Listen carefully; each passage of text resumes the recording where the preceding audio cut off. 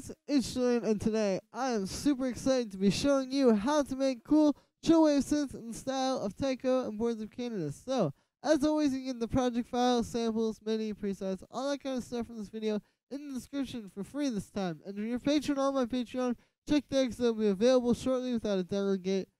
And yeah, let's get started. So the idea here is, as you heard in the intro, I have a few synths sort of modeled after a few synths from some tracks by Tycho and Boards of Canada. You may recognize those. And I wanted to just kind of put something together, you know, like I said, sort of based on some sounds I've heard in their tracks to show you how you can make these kind of like warm, sort of tape-soaked, sort of lo-fi chillwave sounds yourself. So yeah. So the first sound we have here is this lead, which sounds like this. Here's the MIDI. You may recognize this from a certain Tycho song. Basically the idea here is it's very just kind of chill. Like it's got this kind of sort of laid back, sort of minor 7 chord type of feel. You know, a minor 7 chord. Like in this case, it's a G minor 7 chord. You hear how that has, you know, it's not quite just sad like a regular minor chord. It has that little sort of melancholic thing to it. So that's kind of what's going on here. That's the style you want for these types of leads. But then for the sound on this one, I made it using operator. And what this is it's basically a sine wave with a tiny bit of FM. Like, I'll show you. Here's just a plain sine wave. And here's with the FM. So yeah.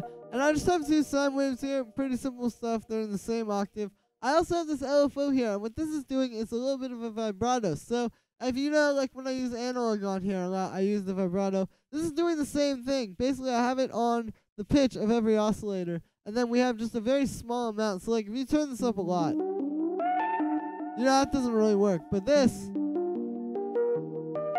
works. You just keep it at kind of a lower amount, and then I have it really slow, so it's kind of like it's sort of warbling. So that's a really good way to sort of recreate the tape sound. If I turn that off, it's a lot more flat. So yeah, after that I have a little bit of this phaser here. You can see we have this. Here's without it. And then with it, it's very subtle. I feel like, honestly, it kind of helps to fatten it up a little bit. Like, it gives it a little bit more of that low mid-range kind of like chorusy sound. So, you know, it helps to take it from just like a dry synth and make it a little bit more. After that, we have this echo, which here's without it. And then with it. So you can hear this does a lot. And the key here with the echo is just kind of like a slower time. Like, if I get 8th notes, I don't feel like that works as well as, like, you know, quarter notes. Or even half notes. You know, you can play around with that. Like, the slower times really work well for these really chill, laid-back kind of synths. And yeah, after that, I've got a little bit of reverb. Here's without it. And then with it. So you can hear that just kind of adds the extra icing on the cake, so to speak, of the like ambient stuff. After that, we have a bit of drum bus to fatten it up. Here's without it. And then with it. So yeah, you know, pretty simple stuff there. Again, just kind of fattens it up, makes it really powerful and fat. And yeah, after that, the last thing we have here is this EQ8. So here's without this. And then with this, so it's kind of cutting out the lawn. Well, it is cutting out the lawn, and then it's got this boost here, which is actually not really doing much, to be honest with you. Here's without it. And then with it, so you can hear, it just really helps to give it more of that kind of crackly high end when you get to those really high notes. And yeah, that is it for the lead. The next thing that we have here is this drone, which sounds like this.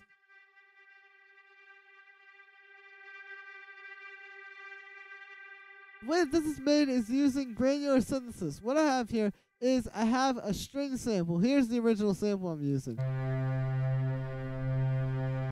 Really simple stuff, like I said, just like a string ensemble. And then I have this in the granulator here. And what's going on with the granulator is, like I said, it's granular synthesis. So a regular like sampler would just play back a sample, right? Like from start to finish, or I guess in reverse if you wanted it to. What this does is it's playing back a sample, but it's like chopping it around and kind of taking different parts of the sample. So you can see this here, that little yellow line.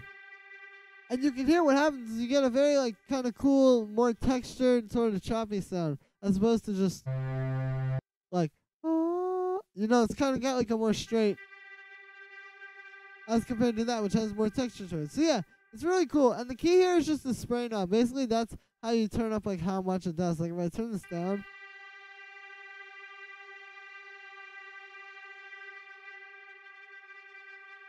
so yeah, that's definitely the key. After that we have a bandpass filter, and I'm using the just Ableton to auto filter for this. Here's without it. And then with it, so you can hear, it helps to just dial the sound back a little bit and make it kind of fit a little bit more. Because truth be told, that's a lot to put in the mix, you know? So this just kind of makes it like fit into the track a little bit more. After that we have this echo and this reverb. These are just adding a bit more space. Here's without them.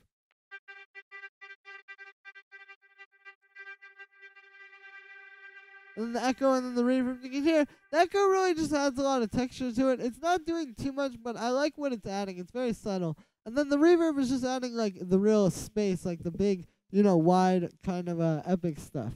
So yeah, after that, the last thing we have on here is just a bit of Haas effect. So basically, I've explained this a lot on the channel. I'll kind of make this brief. With the Haas effect, it just kind of takes your sound, you split it into the left and the right signal, you delay one of them, it doesn't matter which one, but you push one of them slightly forward. By doing this, your brain hears the same sound at two slightly different times in each ear, so you get this kind of like stereo widening effect, and this is the Haas effect. So here's without it. And then with it, you can hear it helps to split it, and it's also nice because it makes this fit into the mix more. I feel like without it, it doesn't really stand out because it's kind of competing with the lead. But with it, it really puts this on top of the lead. Like it's kind of like more in a different place in the mix, so it fits better. So yeah, and the way I've done this here is, like I said, I have this audio effect rack. We just have two chains, right chain and a left chain. Like I said, it doesn't matter which one you put the delay on, but I have it on the left chain here. And what we've got is a simple delay. It's just doing mono. I've got it linked. We got the time on milliseconds here, 10.3 milliseconds. Usually anywhere between like 10 and 50 milliseconds is good. We got the dry wet all the way up, no feedback. And that's it. So this is just taking the signal that you're putting into it and pushing it forward 10 milliseconds. And that is it for the drone. So then the last synth that we have here is this bass kind of thing, which sounds like this.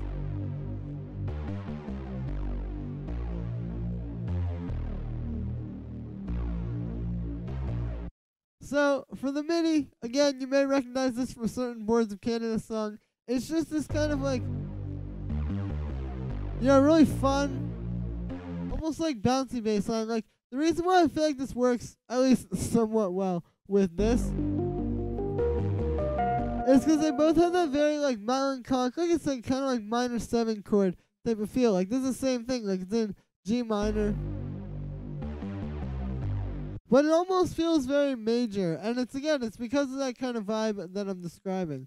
But yeah, and then for the sound with this one, I made it using wavetables. So what we have here is we have basically a super saw. I have a saw wave here for the first oscillator, and then I've got a bunch of unison on there, so that's like a basic super saw.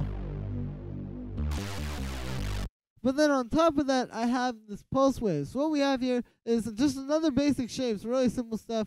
But then I have the square wave, and then I have the pulse width turned up, and then I also have the sync turned up a little bit. And so this really helps to give it a more like old school kind of fat sound. Here's without it. And then with it, so you can hear it's not turned up that much. You can even turn it up a little bit more. But it just adds a lot of, like I said, kind of character and like a more old school retro bass synth type of vibe. So then I have those going into a low pass filter, which you can see is being modulated by the second envelope. And yeah, and then like I said, we also have unison here. This is basically a super saw type of sound. That's why I use Wavetable, because it's the best one for like those super big unison sounds. And yeah, after that, I have a bit of chorus to kind of play up the more chorusy, unison-y sound. Here's without it. And then with it, so that really helps there. After that, we have a saturator and a drum bus. And what these are doing is really just fattening the sound up. Here's without them.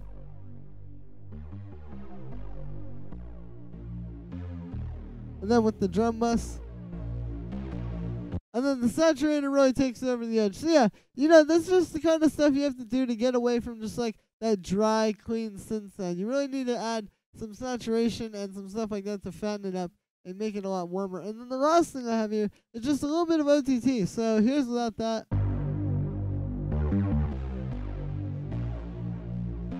And then with it. So I feel like this just helps to give it a little bit more power and kind of a more like textured sound. Even though it actually makes it a little quieter, yeah, it just kind of gives it that extra oomph, I feel like. And yeah, that is pretty much it. I have this little drum loop here. It's pretty much just these samples. I'm giving these away for free, so I don't think there's any issue with that. But yeah, just some simple Chillwave type drum loops. And yeah, so that is it for this one, guys. Thank you very much for checking this out. If you've been watching the whole way through, thank you very much for that as well. Getting my watch time up. Anyway, as always, make sure to like this video as well as subscribe, and let me know what you think of this video in the comments. Once again, you can get the project file and samples and MIDI and presets, all that kind of stuff for free in the description. And yeah, thank you very much, everybody, and I will see you tomorrow with another video.